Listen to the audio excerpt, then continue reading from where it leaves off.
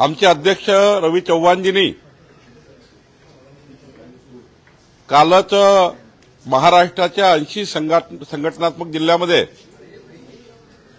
80 निवडणूक प्रमुखाची नियुक्ती केली आणि प्रशासकीय 36 जिल्ह्याचे प्रभारी म्हणून आमचे मंत्री काही ठिकाणी आहेत, काही ठिकाणी आमचे नेते आहेत आणि या जे निवडणूक प्रभारी आहेत आणि निवडणूक प्रमुख आहेत यांच्या मार्गदर्शनाखाली नगरपालिका, नगरपंचायती, जिल्हा परिषद आणि महानगरपालिकेच्या निवडणुका होणार आहेत आणि एकंदरीत संपूर्ण निवडणुकीचं महायुतीचं सोबत चर्चा असेल, निवडणुकीचं संपूर्ण फॉर्म भरणे, कॅन्डिडेटमध्ये त्या ठिकाणी जी प्रक्रिया करावी लागते आम्हाला पक्षाला ती प्रक्रिया करणे, या सर्व बाबी माननीय अध्यक्षांनी आता निवडणूक प्रभारी आणि निवडणूक प्रमुखावर दिलेले आहे।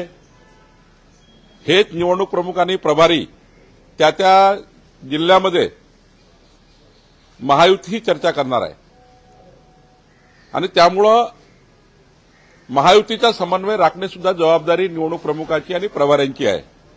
जरी गणेश नाईकजीला ठाणे दिलं असेल कारण तिथले ते लोकल मंत्री आहेत, राज्यामध्ये आपण बघितलं असाल प्रभारीची यादी, त्यामध्ये ज्या भागातले मंत्री आहेत त्याच भागात दिले आहे, ज्या जिल्ह्याचे पालकमंत्री आहेत त्याच जिल्ह्यात दिले आहे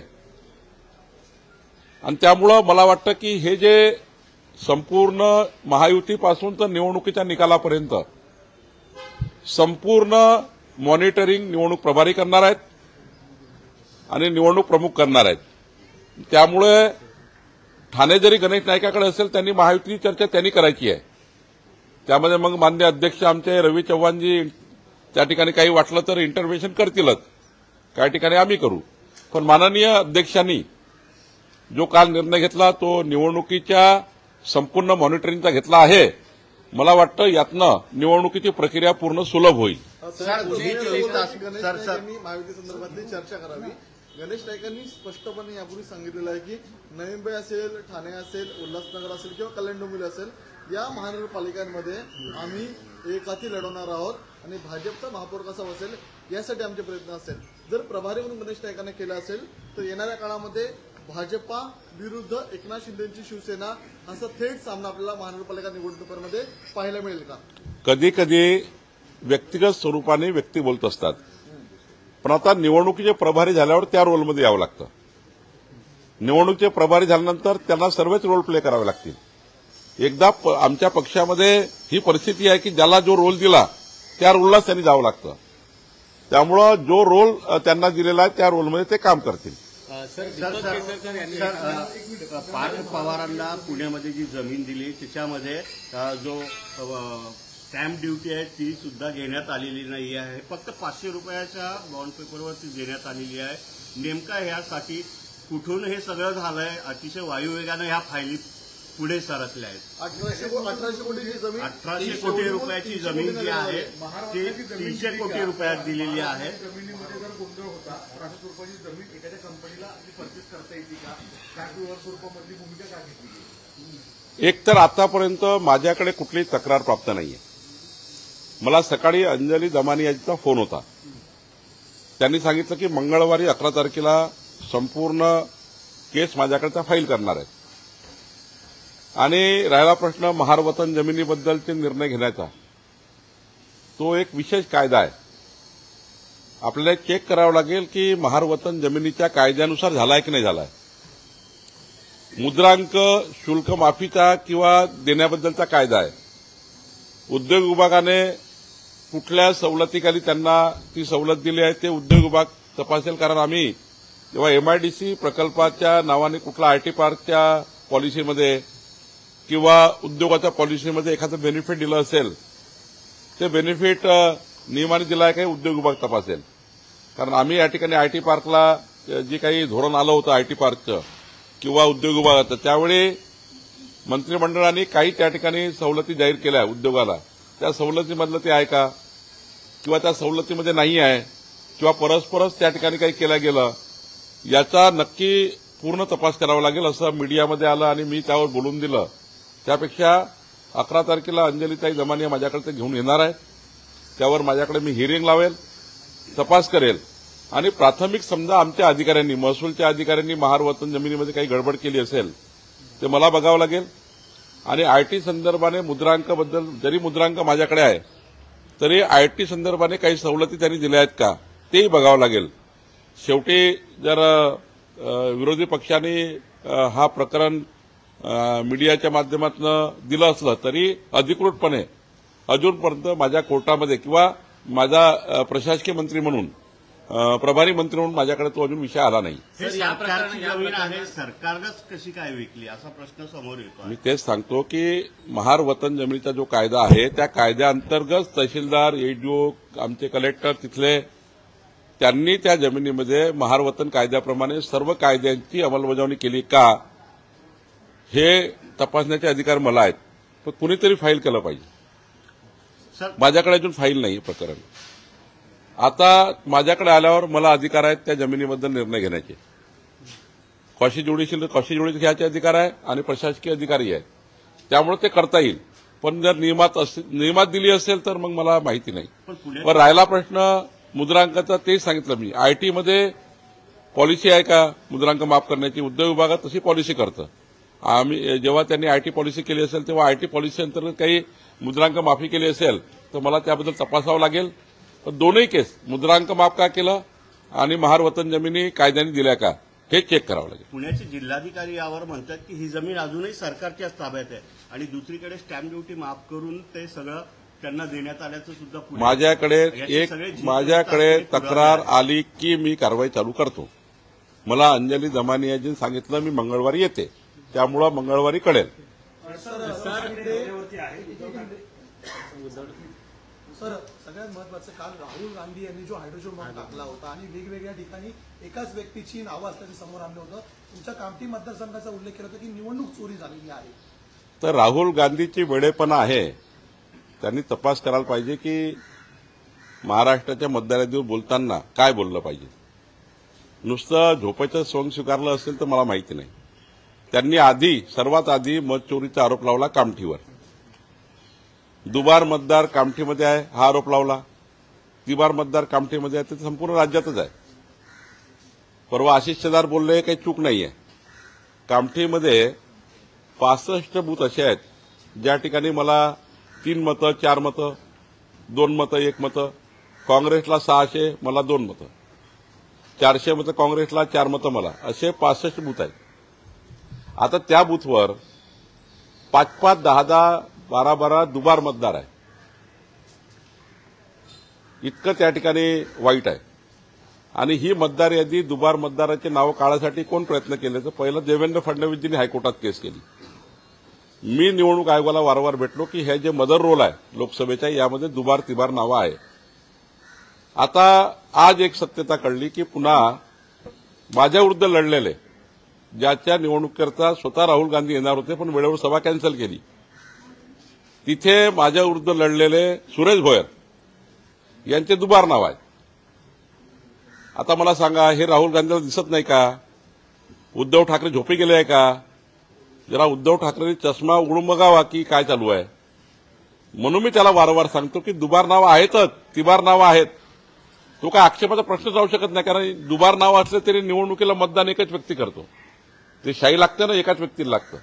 दुबार नाव असेल तरी, कारण ते ॲडिशन झाले, डिलिशन झाले नाही या मतदार यादीमधले, त्यामुळे कुणाचे नाव दुबार राहू शकतं.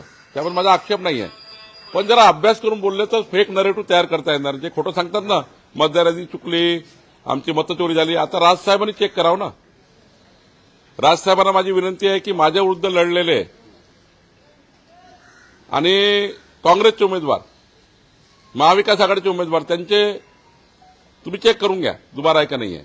त्यामुळं राजसाहेब, उद्धवजी आणि राहुल गांधी यांनी हा जो फेक नरेटिव्ह समाजामध्ये खोटी दिशाभूल चालू केली, मी तर त्यांना 1000 रुपये बक्षीस द्यायला तयार आहे. राहुल गांधीला त्यांनी जरा ट्विट करावं, माझं बक्षीस स्वीकारावं की बावनकुळेंनी 1000 रुपये पाठवले किंवा पाठवणार आहेत. मी काय म्हटलं त्यांना, माझं चॅलेंज आहे की मतदार यादी जी आहे ती लोकसभेची आहे. लोकसभेचा जो मदर रोल मतदार यादी आहे ती विधानसभेला जशी आहे तशी असतं, फक्त विधानसभा ती वेगळी होतं. आणि लोकसभेची यादी जशी आहे तशी प्रभागात जातं. त्या प्रभाग वाईज तिला तुकडे करतात, तिला फोडतात. त्यामुळं लोकसभेची यादीच वापरतात कुठल्याही निवडणुकीला. एकदा लोकसभेला जो मदर रोल लागू झाला तोच लागू होतो निवडणुकीला. मग तुम्ही आता म्हणता की 31 खासदार निवडून आले, तेव्हा ती यादी चांगली होती. विधानसभेत देवेंद्र फडणवीस 51% मतं घेऊन आले, ती यादी चुकली. मग आता नगरपालिका निवडणुकीत तुमचा पराभव होणार आहे, तुम्ही धडपड करताय, केविलवाना प्रयत्न करताय आणि आता सांगून देताय मतदारही चुकली आहे. म्हणजे हे जे नौटंकी आहे, हे जे खोटारडेपणा आहे, आता समजला जनतेला. त्यामुळं मतदार यादीमध्ये आता ही मतदार यादी स्क्रॅप केली पाहिजे का, तर पुन्हा स्क्रॅप केली पाहिजे. पण जोपर्यंत हा नियम आहे आतापर्यंत प्रचलित की लोकसभेच्या यादीवर विधानसभा होतात, विधानसभाच्या यादीवर नगरपालिका नगरपंचायती होतात, हे काही नवीन सांगायची गरज नाही. मागच्या वेळी 40 वर्ष उद्धव ठाकरे महानगरपालिका मुंबईमध्ये ज्या यादीवर ते जिंकतात ती लोकसभेची होती त्या वेळच्या. त्यामुळे खोटारडेपणा कमी केला पाहिजे. त्यांनी एक देवेंद्र फडणवीसांचा निवडणुकीच्या आधीचा व्हिडिओ दाखवलेला आहे. तेव्हा त्या व्हिडिओमध्ये देवेंद्र फडणवीस म्हणत होते की सातबारा जो आहे तो कोरा कोरा कोरा केला जाईल. मग आता का केलं जात नाही असा सवाल उद्धव ठाकरेचे 1000 व्हिडिओ माझ्याकडे आहे खोटारडेपणाचे. देवेंद्र फडणवीस कधीच खोटे बोलले नाही. देवेंद्र फडणवीसजींनी ठरवलं आहे सातबारा कोरा करायचा, पण कुणा शेतकऱ्याचा केला पाहिजे? गाडी, घोडा, बंगला, अँबॅसेडर कार, इन्कम टॅक्स पेअरचा केला पाहिजे का? त्यांनी याच्याकरता समिती तयार केली आहे देवेंद्र फडणवीसजींनी. आमच्या सरकारने जे समिती तयार केली, परदेशी समिती, प्रवीण परदेशी समिती, 9 अधिकारी आहेत त्याच्यामध्ये, की कुणाची कर्जमाफी केली पाहिजे. 40-40 वर्ष राबराब मेहनत करणारा शेतकरी ज्याच्या शेतामध्ये तो आत्महत्येकडे वळाला आहे, त्याची आत्महत्या थांबवण्याकरता कर्जमाफी केली पाहिजे की इन्कम टॅक्स पेअरची केली पाहिजे? उद्धव ठाकरेच्या काळामध्ये आणि यापूर्वीच्या 3 कर्जमाफी झाल्या, तरी शेतकऱ्यावर कर्ज का झालं? कारण आपल्याला पॅरामीटर लावावे लागतील, उलट टॅक्स जास्त द्यावं लागतील. मी तर या मताचा आहे इन्कम टॅक्स प्लेअरचं कमी करून. आता माझी शेती आहे, माझ्या नावाने 2 एकर, तर मला एक कर्जमाफीची गरज आहे का? मी कर्ज काढलाय. त्यामुळे कर्जमाफ कुणाचं केलं पाहिजे, तर या राज्यातल्या अल्पभूधारक, अत्यल्पभूधारक आणि जो अजूनही सावरत नाहीये अशा लोकांचं केलं पाहिजे. आणि पुन्हा कर्ज होऊ नये यांच्यावर, या शेतकऱ्यावर, त्याच्यासाठी उपाययोजना केल्या पाहिजे.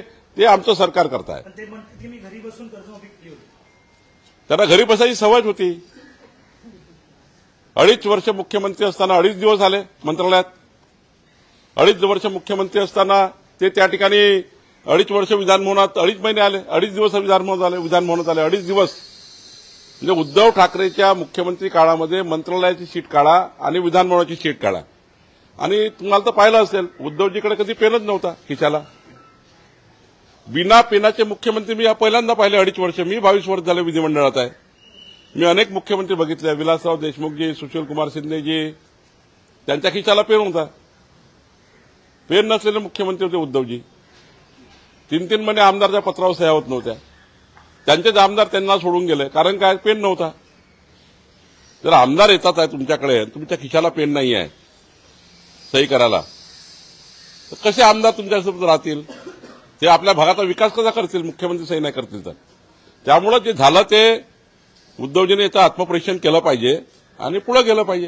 आता ते बोलत आहेत की महायुतीमधल्या 3 पक्ष सोडून कोणाशी पण युती करा चालेल.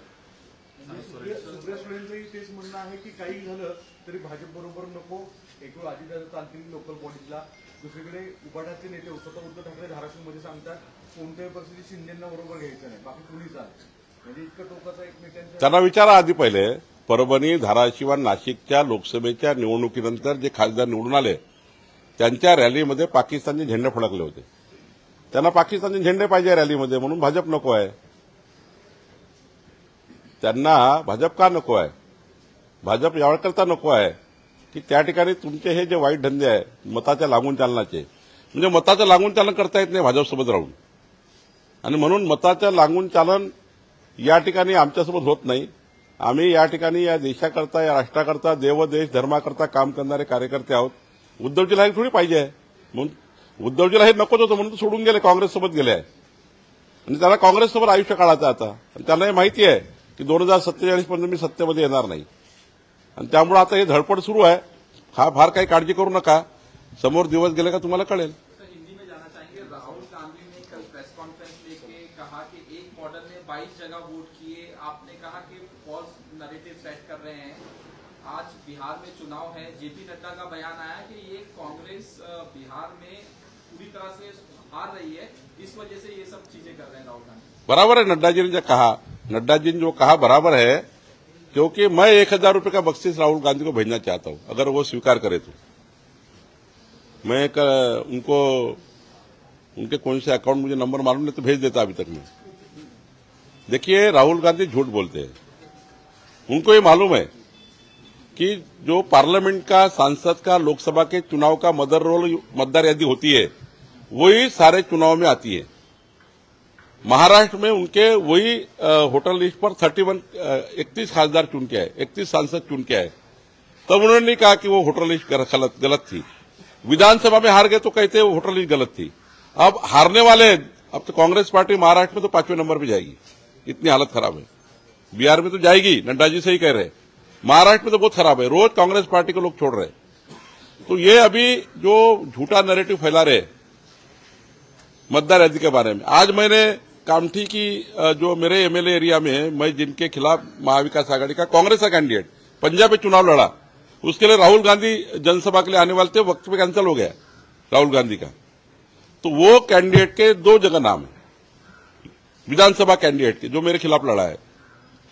तो हमने एक्सेप्ट ही किया है पहले से, 20 सालों से। 20 साल पहले देवेंद्र फडणवीस जी हाईकोर्ट गए ये दोबारा नाम के लिए। एडिशन हो रहा है मतदार यादी में, डिलीशन नहीं हो रहा है। आप अगर यहां रहते और कल वहां रहने गए तो वहां का नाम आ जाता है आपका, यहां वैसे ही रह जाता है, वो डिलीशन नहीं हो रहा है। इसलिए मतदार यादियों को स्क्रैप करना, एसआई करना, ये मामला करना ही पड़ेगा, क्योंकि 12 राज्यों का हो गया। यहाँ का पंचायत चुनाव के बाद वो करते ही है, वो तो नॉर्मल प्रक्रिया है। लेकिन महाराष्ट्र में या देश में कहीं भी चुनाव हो, पार्लियामेंट की लिस्ट के ऊपर ही होता है, वोटर लिस्ट पे ही होता है। तो मुझे लगता है राहुल गांधी बार बार खिचड़ी पका रहे हैं, लेकिन वो खिचड़ी पक नहीं रही है, उनको कोई वैल्यू दे नहीं रहा है। बिहार में वो सुपड़ा साफ होने वाला है और महाराष्ट्र में भी सुपड़ा साफ होने वाला है। महाराष्ट्र में 1-2 नगर पालिका मिल गई तो मिल गई, महाराष्ट्र में बहुत हालत खराब है उनकी। इसलिए वो अभी अपना अस्तित्व, जब लीडरशिप पे प्रश्न चिन्ह लग जाते हैं तो लीडरशिप अपनी कामयाब रहे या लीडरशिप अपनी अस्तित्व में रहे, इसके लिए वो प्रयास करते हैं। राहुल गांधी ऐसी स्टेज पे है, वो खुद की लीडरशिप, खुद का अस्तित्व, कांग्रेस पार्टी का अस्तित्व, और कल कार्यकर्ता पूरे छोड़ के ना जाए पार्टी को, इस ठिकाने के लिए क्या चाहिए? तो ये फेक नैरेटिव, झूठी बातें समाज में फैलाना और चुनाव आयोग को सामने रख के बीजेपी को टारगेट करना, हमें क्यों बयान देना पड़ता है? हर उनके वर्ड में स्मेल होता है, चुनाव आयोग को घेरते हैं, बाद में बीजेपी को घेरते हैं, इसलिए हमें बोलना पड़ता है। हमें चुनाव आयोग की पैरवी करने की जरूरत नहीं है, लेकिन बोलते ऐसा है कि बीजेपी के सीधा आलोचना करते हैं। इसलिए राहुल गांधी का अभी अस्तित्व, उनका नेतृत्व, उनके पार्टी का अस्तित्व खत्म होने जा रहा है। इस वजह से वो तिल मिला के बात कर रहे हैं।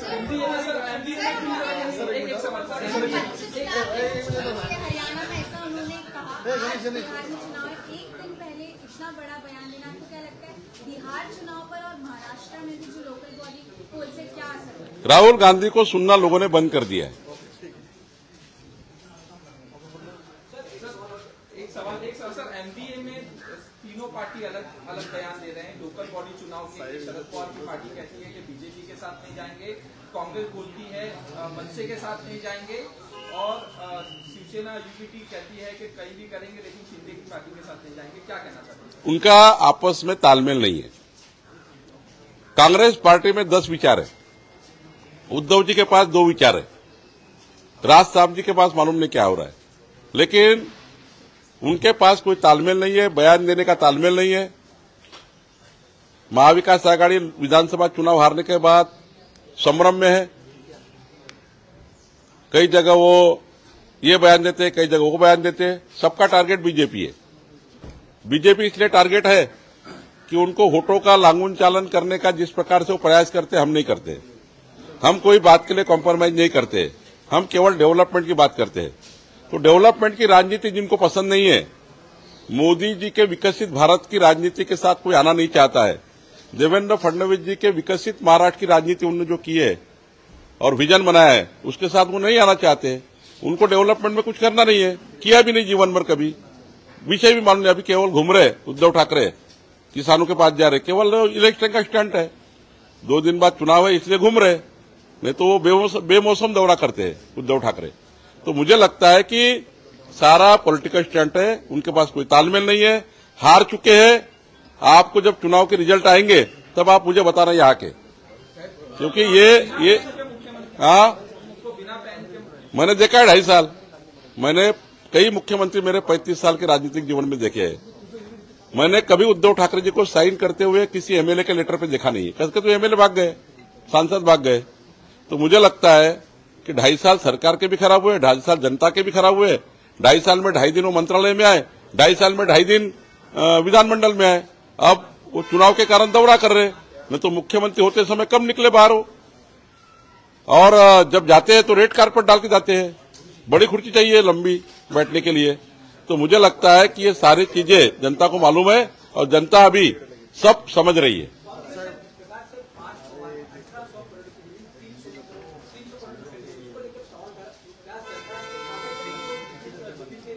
देखिए, आज वो मामला मीडिया में मैंने देखा है, ट्वीट भी देखा है। अंजलि दमानिया जी का सवेरे मुझे फोन था 8 बजे कि मंगलवार को मुझे समय चाहिए। मैंने बोला हाँ ही है। वो उन्होंने कहा कि मुझे कंप्लेंट देनी है, मतलब बिल्कुल दीजिए। आज तक मेरे पास कोई तकरार नहीं है, लेकिन 2 बातें हैं। महार वतन जमीन का एक एक्ट है, वो एक्ट से अगर वो ट्रांसफर हुआ है, कार्रवाई हुई है तो ठीक है, नहीं तो वो उसमें जाना पड़ेगा। हमारे तहसीलदार, एडीओ, कलेक्टर ने क्या किया चेक करना पड़ेगा। मेरे पास आज कोई तकरार नहीं है।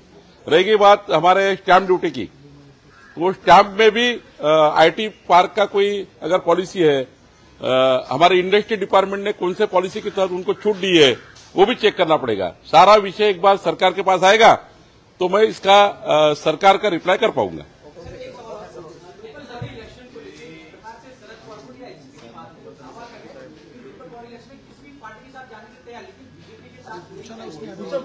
वो बात कर ली है, मैंने बात कर ली है।